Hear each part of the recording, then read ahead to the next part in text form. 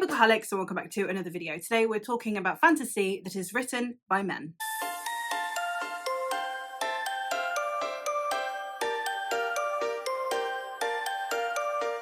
I did a whole series of videos last year talking about different subgenres of fantasy and women who write in them. And now I'm going to do a video where I'm going to talk about some men that I would recommend to women readers. I know that this whole gender divide thing is not particularly helpful in terms of the narrative, in terms of actually finding equality. I also know that a lot of women are more hesitant to pick up male authors because of the potential representation they will find in there. And on top of that, potential fans and male readers of those books who then also think badly of women who dislike that content. Be it, for example, depictions of sexual-based violence or gender-based violence, or simply caricaturesque women who don't feel like real people and are there solely to further the plot of a male character. We've all experienced it, I think, as women in some way, shape or form, and some women therefore are quite hesitant to pick up books by men. Now, I'm not going to be the person that's going to say this is the safest you'll ever read,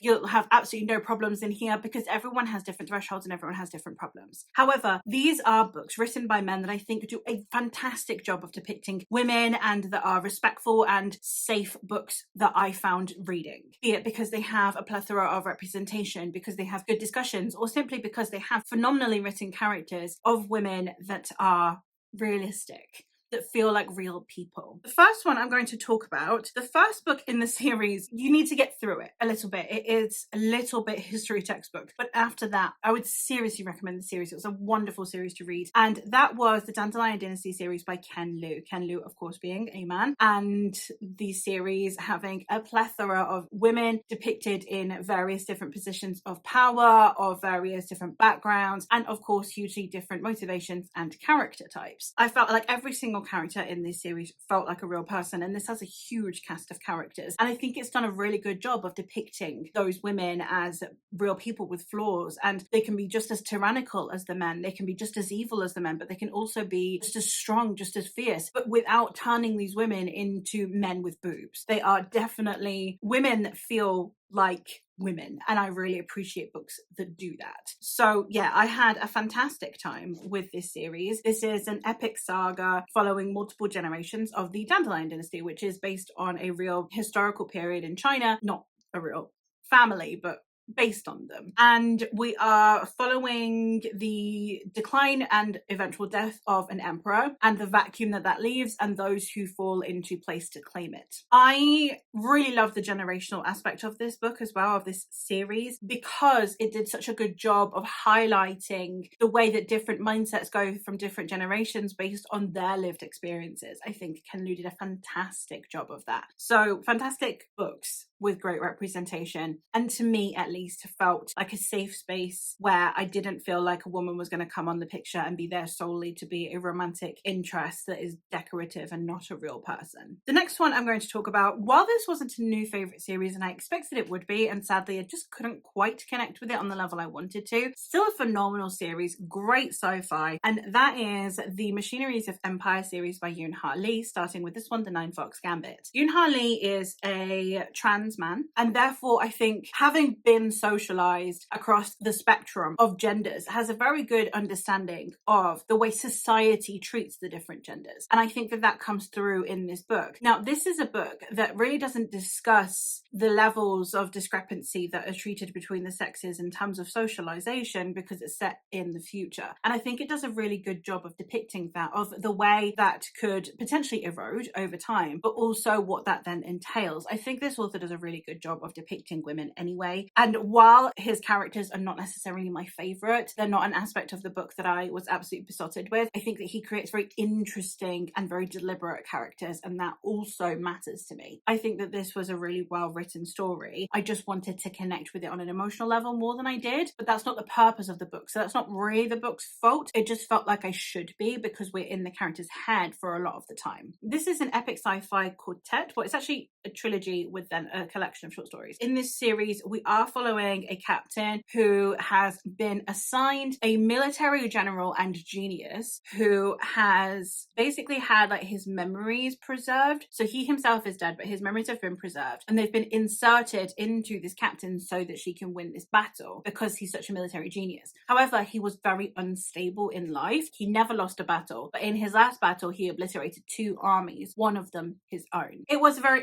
interesting story, a great critique on military sci-fi as well. I think he did a really good job of that. So if you're looking for a modern sci-fi, I would recommend just go in with the expectations that it's more plot-based than character-based. The next one I have is an author that has grown on me. In the first series, I wouldn't say the representation of the women was a standout feature. I just didn't dislike the women. They were amongst the cast. But in the sequel series, I really found the way that the women were written and depicted in those books to be outstanding. That is, of course, John Gwynne, author of the Faithful and the Fallen series, its sequel series, which is the one I really love, which is the Of Blood and Bone series, and has also recently concluded the Bloodsworn saga, which I have yet to read, but apparently also has brilliant women in it. As I said, in this first series, I wouldn't say that the women were a standout thing. They were not a characteristic of the book that I thought, yes, I love this specifically for the women. They were just amongst the cast, which in itself feels very feminist, because if I am not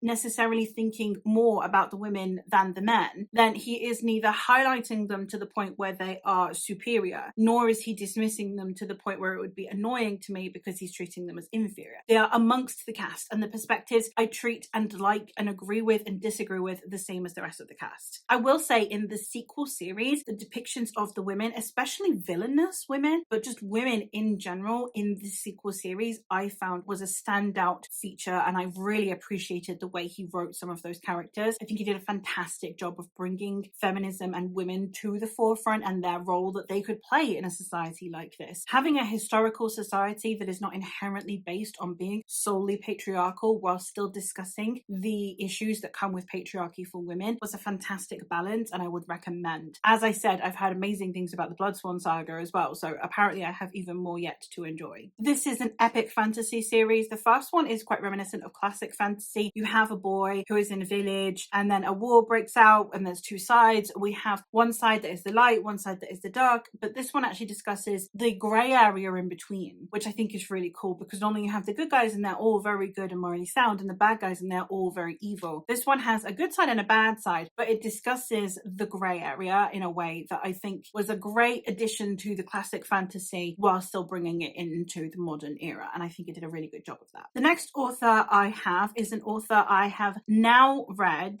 8 books and 2 novellas by, and has yet to let me down when it comes to women in his books, and that is Stephen Arion. Most of Stephen's books also have queer representation in them, and it's subtle and it's normalized, and that's why you don't see these books on like queer fantasy lists, because they are simply characters existing in this world, and I think that that is such a feat, and he's exactly the same with his women. His women just feel like people amongst all the other people. That's why you also don't see him necessarily cropping up on lists of like best women, because the women aren't a standout separate extra feature. They are just characters amongst all the other characters, and I love authors that do that. I love men that are able to genuinely treat women just exactly the same as they're treating men without dismissing their femininity. I really do appreciate the way that Stephen Arion writes women. I've seen a huge array of different women as well. It's not just he has found an archetype that works that everyone will like and then keeps doing it. Every single one of his women are very distinctive, and they're very distinctive in my mind. They have a fantastic sound and tone to them, and I think that, as I said, he depicts their strengths and their weaknesses in different ways. It's not just you're a woman, therefore this is your strength and this is your weakness. Each woman feels like a separate person, and at no point do I feel like any of his women have been lumped together, which again I really do appreciate. Now, he is again an author that I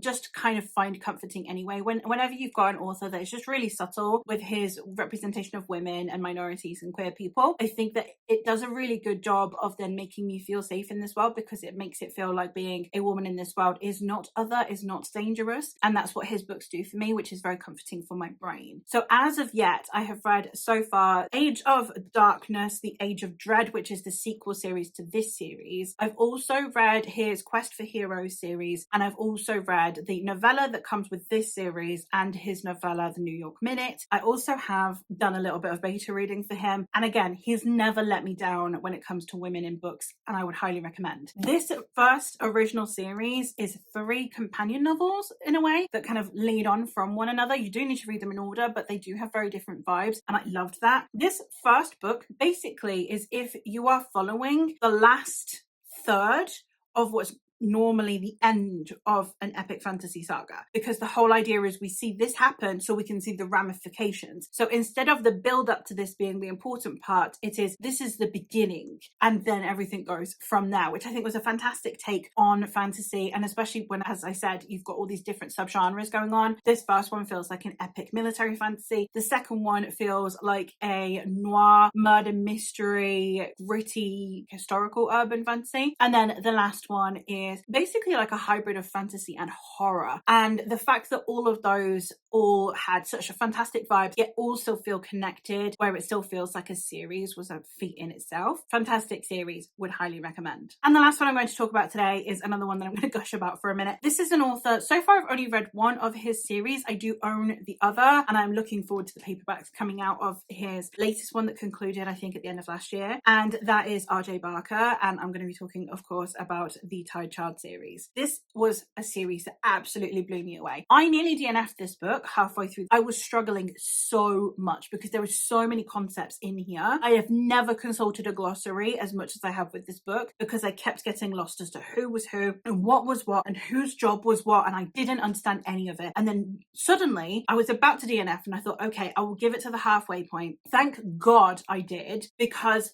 I loved it. After that, just something clicked, and once I started to understand, I loved it. It was phenomenal. The women in this, so we have a more matriarchal society. This is one of the few series I've read that does a matriarchal society in a way that I actually really appreciate, and it even explains why this society is matriarchal. It also plays with your perceptions of gender in a really interesting way as well. We have non-binary and queer representation in here. It's queer norm society as well, and yet it's not this perfect society. It's not queer norm and matriarchy and therefore everything is sunshine and roses, and I've really appreciated that as well. I love the way that R.J. Barker wrote all of the women in here. I think he did a phenomenal job of really bringing forth some absolutely kick-ass women that were still flawed, that still felt real, and that worked better than men because they were women. I love that, because that would have been so easy for him to do in a matriarchal society, for it to be, yes, matriarchal society because women are superior. He didn't do that. He made it so organic, so real.